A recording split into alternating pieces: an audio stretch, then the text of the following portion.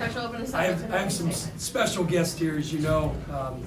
Been away for a long time in the Carolinas for the majority of my career, but being back here in Louisville, very close to Cincinnati. I think season tickets spiked with all the Kelsey family, and I have a bunch of my uncles and cousins and things like that here, so I invited them in to this. But you know, I'm proud of our guys. I think the first thing I want to say is the atmosphere was phenomenal. It was phenomenal, and I told our guys, you've earned that. You know, they worked their butt off, and they're having a phenomenal season. And we talk about, you know, how this team, I think, reflects the character, the toughness, the grit of the city of Louisville, and I think, you know, our fan base sees that. And to come out the way they did tonight, I mean, that was a big time college basketball atmosphere. I give our marketing staff a lot of credit for the idea to come up with the stripe out and challenge the fan base. They were unbelievably coachable, and they followed through, and the stripe out was awesome. I thought our student body was terrific.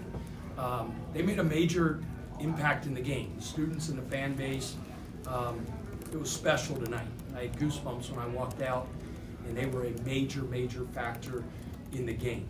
I got a lot of respect for Pitt, for Jeff. I think their backcourt is as talented as any in our conference. They're a handful to deal with. I thought the last two medias, the last 8 minutes of the game, I love when I get in those huddles and I don't have to say anything. Our leaders, our upperclassmen, which is everybody on our team, was already saying the things that I was going to say. It was going to come down to getting stops and getting big rebounds, and I think they were 2 for 15 the last 17 field goal attempts. You know, a couple of them we had some missed assignments and they just missed open looks, but overall, our guys buckled down, got a big stop. I mean, obviously, Chucky had a game that he's going to tell his grandchildren about. That stretch of 4 minutes before half was as amazing a point guard play. Kind of looked like Steph Curry out there. Even the one after the whistle, he kind of threw up and it went in. I played basketball my whole life, and I've never been in a zone like that. I struggled to score in an empty gym, and they say when the basket looks like the ocean, it's really fun to play that way, and I don't know what that's like, but Chucky was feeling it that way tonight. I thought it was great to have Terrence Edwards III, Trey, Fat's newborn son, at his first college basketball game tonight. That was awesome. Noah got his 1,000th point. James Scott, 4 steals, hit a big block down the stretch. It was just a really good team effort and an unbelievable atmosphere. We have questions from the media for Coach Kelsey. Raise your hand, we'll get a microphone to you. Mark. On that run with Chucky, you didn't have the lead that maybe a lot of teams might have had because they answered so often. What was the conversation in the second half when they did take the lead and you kind of got it back together? Just 0-0. That's what we always say when we get to those media timeouts, 0-0. It's about how you respond. We're facing some adversity. We didn't play the cleanest offensive game in the world. I mean, obviously Chucky was magical, but you know, we just reset, especially in that last 8 minutes. We call it winning time. You know, we said we got buckled down and get stops and rebounds. But no matter what's going on in the game, if we're on a big run or if we're getting scored on and we got to correct some things and clean some stuff up, it's always 0-0. We just try to stay consistent. We're not going to do something different throughout the course of the game. We're going to be the same and just get back to our principles. Dusty, Coach, you talked about the environment. You get to close out the regular season with 2 more games against the West Coast ACC teams. Just to be able to have this fan base behind you as you go into the ACC tournament and eventually March Madness as well. Yeah. How special is this? Yeah, well, as you guys know, I don't talk about any of that. The only thing we're going to talk about is the next one we play on Wednesday. I'm not worried about the game after that. I'm sure not worried about the conference tournament, the NCAA tournament. You guys know me well enough. It's the next stinking thing, and that's all we worry about. But you're right. You feel it in the city. The city's buzzing. You know, everybody told me about, like, you know, night game Saturday, look out. You know, we're proud to have an impact in downtown in this city because of the excitement that's come back, and people are flooding into the restaurants and the bars, and they were there all day having a great time. And, you know, maybe add a little bit of juice to the game tonight, but you feel it when you go around town. People are are excited, and the town's buzzing about Louisville basketball, and it's really, really cool. But, you know, guys have a recovery day tomorrow. We get back after it on Wednesday, and we'll try to have the greatest practice in the history of our program on Monday. Coach, what does it say about Chucky? He hits the 6, the 7 when he got fouled, and then he doesn't even take one in the second half. Obviously, they're trying to take it away from him, but I mean, he doesn't. And then he has, you know, the huge assist down the stretch at the end of the game. He's got what could be a layup, and he passes it to Javon. I mean, just kind of the ultimate team player. Special. You know, that list came out, whatever it is, the Kuzi Award, whatever it was, and Chucky's not on it, right? It's Yeah, Kuzi. The 10 No, mid-season. You watch that game tonight, you tell me he's not one of the top 10 point guards in the United States of America, that's a freaking joke. He's special. He's special.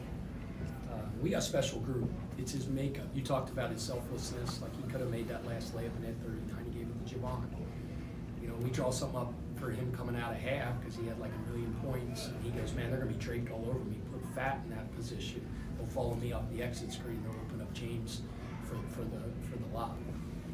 That's special, you know. And we got a group of guys like that. They're so much fun to coach. They're about winning. They're not about their accolades or statistics, and that's what makes them great. Other questions for Coach Kelsey? Yeah, where does that a 6-3 by Chucky rank for you in terms of top moments so far, just in terms of, you know, the crowd noise and everything here since you got It was up there, man. The place went crazy. There's young roars. You know, I talked about, I think, one of my first press conferences, like, you know, the Augusta roar, the Tiger roar that you hear at Augusta National. There's a different decibel level that it hits here when things get crazy. It was that way. It was that way tonight. You know, I'm real blessed because, you know, we have 2 true point guards. and you remember Chucky was hurt, missed a game recently, and Fat had like 27 and 10. You know, I mean, you got 2 closers, so we got a bunch of closers, but I thought Fat was really good tonight. Made some huge buckets when we really, really needed him. And I've talked many times to you guys about, you know, the improvement in his defense ever since the start of conference play. I think he's been one of the better defensive guards in the whole conference. And then just, what about your defense? So you mentioned just Pitt, I think, made 2 of their last 13 or 15 shots. What about your defense down the stretch? Really kind of changed the game in a lot of ways.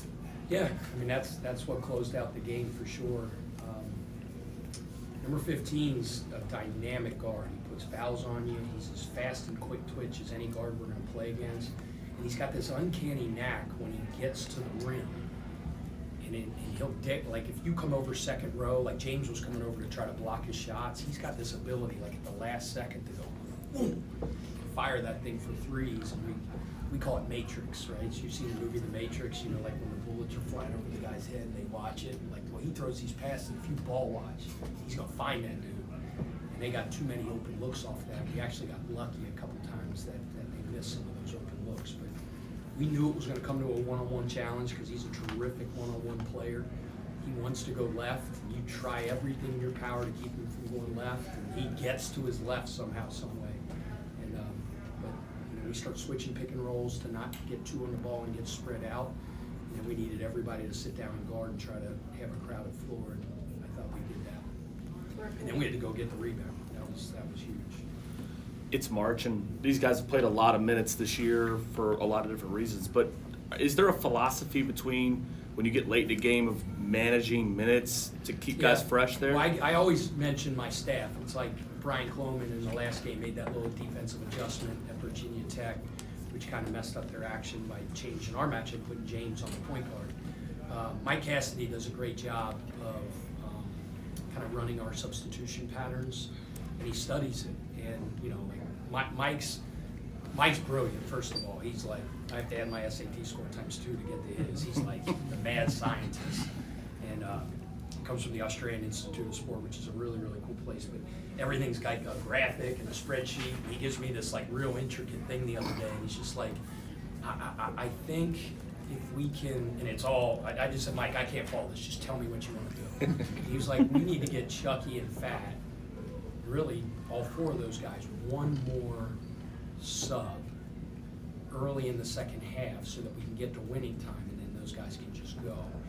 And I said, that sounds good to me, but you know, call those guys and get their buy-in on it. So we talked to all those guys last night. So Chucky and all those guys still probably played right about the same minutes, but I thought his ability to kind of orchestrate some of our subs to keep our guys fresh were really good, because our depth, obviously with our injuries and those things like that, we're not the deepest team in the world. So that's, you don't have to be the smartest one in the room, but you better own the smartest room, and I got a great staff around me. You've talked over and over about the defensive improvement and Terrence specifically. He said he watches film, pays more attention to scouting. What kinds of things do you see that he's doing better that's making him? First of all, like, it's a special team in that regard. Like, their attention to detail and scouting is crazy. Like, crazy. Like, how in tune they are in film, their voices, how they speak up, the questions they ask. Brian Cloman's our defensive coordinator. He'll tell me, I got this many texts last night, guys asking questions. We had a quicker turnaround. Well, we gave them off one day, and we practiced 2, and we did a lot of our normal prep. But one of the things we didn't do as a team was personnel, and that's because a bunch of different reasons. And the personnel is where we sit down, we go through all their bios. And I said, fellas, to save you some time and get you out of here, and you guys need to watch the personnel on your own tonight, and I want you to text Clone, afterwards. And so Chloe hits me later, and he goes, it was like, they all hit me within like 2 hours. Most of them ask questions. They just really care. They're very intentional about the details, scouting report, the schematics of the game, the adjustments we make. That's what's so much fun about coaching a team with such a basketball IQ, and that's very mature, and this team is surely that. Coach said it was a very physical game. I mean, it was tough. Yeah. And you had 2 guys up here, 2 of your stars, and they're not burly, big, strong guys, but it seems like everybody on your team gives and takes with the other team, whether what has to happen. And you're saving minutes, but they were kind of looked like they were getting it a go at the end. Yeah, well, I mean, Skip Ross used to say it's not how big you are, it's how big you play. And my mother always reminded me, because I'm 5 foot nothing, 100 nothing, and I would always play against bigger people, and she would always say it's not the size of the dog in the fight, it's the size of the fight in the dog. So even though we might not be the biggest or the burliest, like, we got some dogs that fight, they compete, eat loose balls, and we're a gritty, tough team. I mean, our rebounding margins, we got out rebounded tonight a little bit, but for the most part, the offensive and defensive end, we always are a very, very good rebounding team. We're tough. I go to battle with these guys any day. Thanks. All right, thank you all.